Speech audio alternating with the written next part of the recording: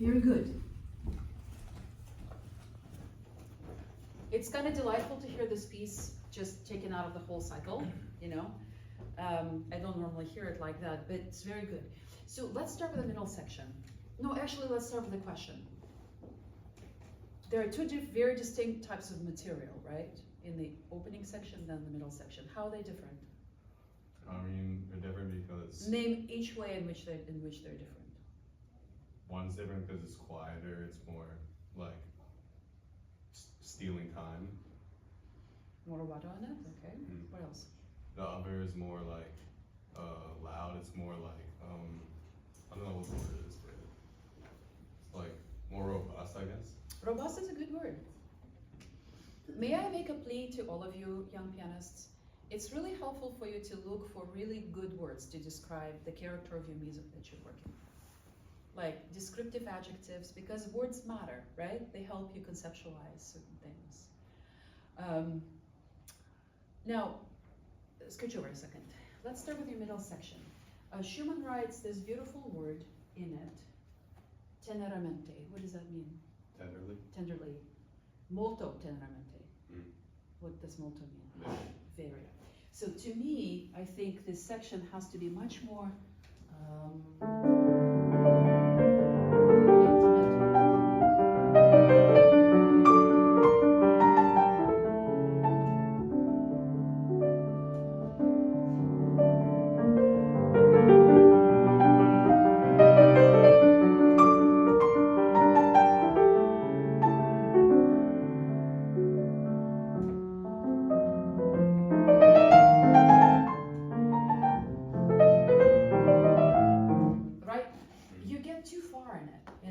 dynamically. Phrase it while it's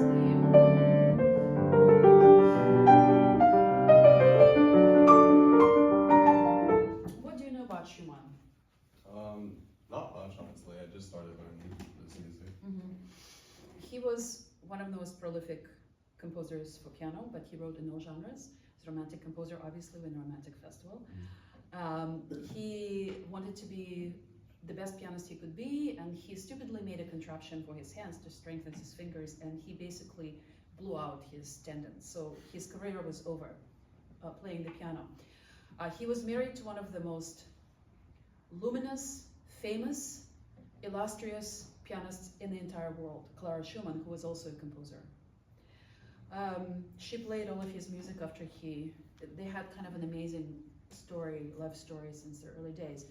He was also an incredibly gifted writer, a very gifted conductor,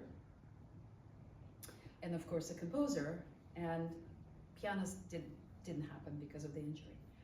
And he had a very rich inner life. And he described himself as a combination of two polar opposites. He actually named those characters. Florestan, kind of the tempestuous character. So this is your Florestan. And Eusebius, who's a more reserved one, the shy one, you know. And I guess we can all relate to that, right? Because we're not just one thing in life. And in fact, he writes movements in this very piece in the Carnival that he names that, Florestan and Eusebius. In his other works, when he writes, for instance, piece like the Davidsbündler Tanze, he writes music kind of in those general characters, and then he puts a little F or E at the end of the piece to kind of remind us what it's meant to be, although we can easily figure it out. So the opening section, you know, it wants to go, it wants to fly, right? The middle section, much softer, much more intimate.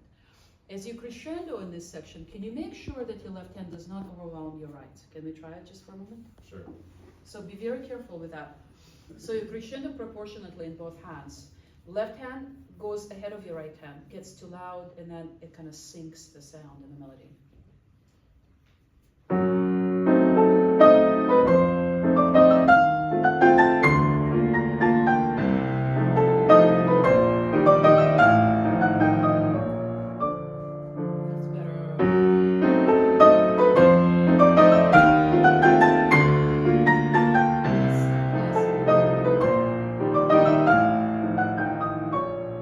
Intimate, shy, Eusebius.